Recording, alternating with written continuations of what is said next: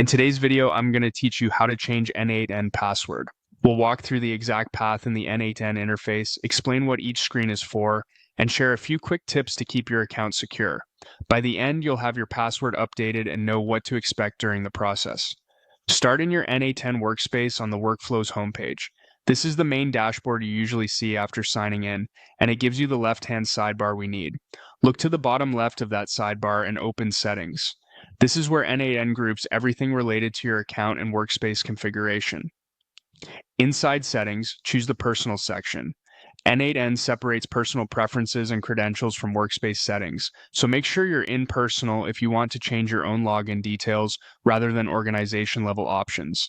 If you don't see the options you expect, double-check that the Personal tab is selected. Within Personal, go to the Security area. This is where password and authentication features live. You'll see a button labeled Change Password. Click that to open the password update form. You'll first be asked for your current password. This is a security check to confirm it's really you making the change. If you can't remember it, cancel here and use the password reset option from the sign-in page instead.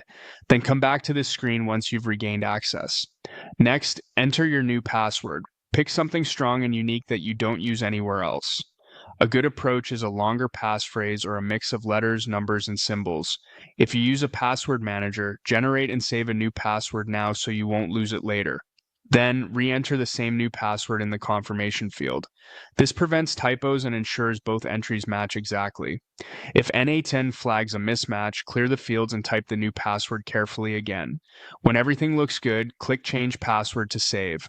n8n will process the update and typically show a confirmation message. The change takes effect immediately, and any new sign-ins will require your updated password. Depending on your setup, you may be asked to sign in again on other devices or browser sessions, so plan to update any saved logins right away. That's it. You navigated from Workflows to Settings, opened Personal, went into Security, and successfully changed your password. For ongoing safety, consider using a reputable password manager and reviewing your security settings periodically. Thanks for watching, and feel free to replay any section if you want to follow along as you update your own account.